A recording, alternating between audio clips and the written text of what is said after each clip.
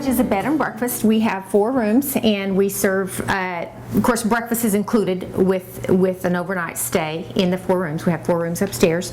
Also, a guest, whether they're staying overnight or not, can reserve for a luncheon or a dinner. We serve anywhere from 2 to over 50. We've served, I think 56 is the most we've served. So we do all kinds of dinner parties and luncheons, holiday parties. We've done some bus tour groups, and usually if you have dinner here, we give a tour of the lodge. A lot of people like to tour the lodge. They say it's kind of like a museum. In here, the dining room, as you see, we have Neal's kind of Indian artifact gallery on the walls, and then on the cedar beams above we have his antique tool collection. This is my artifact collection, and I create these from looking at photographs of original war clubs and artifacts the American Indians used in this area. This item here with the wicked looking point on it and the ball is called a spiked ball war club, and below it would be a beaded knife sheath. The knife has an antler handle like a lot of the original blacksmith made knives that the Indians traded for. But if you want to come for just dinner, well, either way, just give me a call, but you can look on our website, traderslodge.com, to see the pictures of the rooms. There's also a menu on the website, and we serve a variety of steaks. We feature buffalo steaks as well as filet mignon. I'm probably most well known for my fresh bread. I grind my own wheat and make my own bread. And my desserts, of course. Dessert comes with the meal. I like to say that's the main course. A lot of people have the mistaken idea that every pipe that an Indian had was a peace pipe.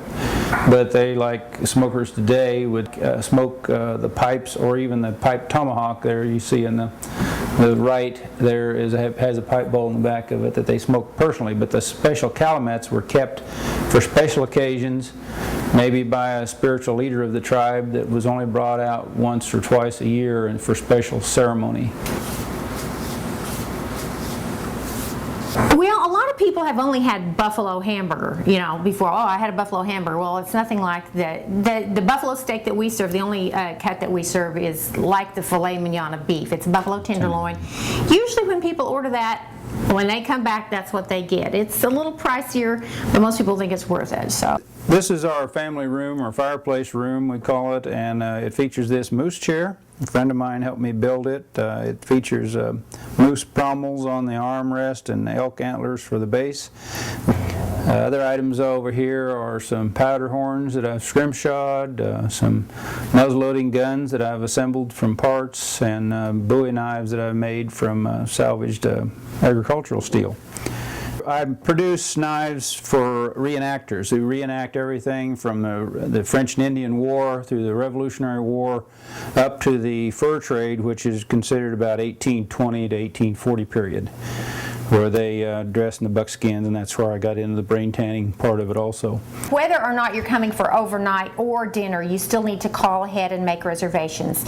And I do ask that people that want to come for dinner or a luncheon give me their entree choice. You can look at the menu online, or I can give it to you on the phone, and you just give us your entree choice before you come. And if it's a small group, 2 to 4 to 6, usually a few days notice is sufficient. Very occasionally I can do same-day reservations, but not very often. And of course, the bigger the group, the more time I need. But I do need to get your reservation and your entree choice ahead of time. This is our Plains Indian room, and this features a brain-tanned Indian dress on the wall. Beside it are some leggings and beaded moccasins. Kay wears these when we go to rendezvous. And we have some other weaponry on the wall and some little log drums. And then our dream catcher bed. This is our southwest room.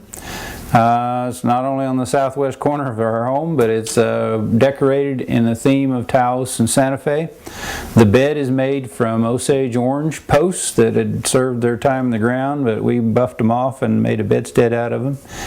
And the ceiling was a wooden ceiling that came out of an old house built in 1915. We salvaged the wood for that ceiling, and the bathroom vanities made from the same wood in there. This is our trapper's room. It features the fur trade era traps that could have been used to catch the beaver.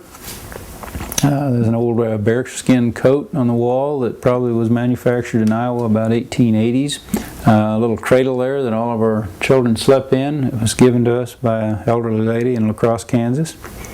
And then on the wall we have a beaver fur stretched in a willow hoop, like the trappers would have stretched the fur after they'd caught the beavers in the mountains, with a couple coyotes on skins on each side. This room is our Renaissance room. It goes back in history maybe a few more years to an English castle that had the canopied beds high up off the floor to keep away from the cold drafts, and the draperies on the side to keep the heat in the wintertime. Give us a call at 785-488-3930, or you can also look at traderslodge.com.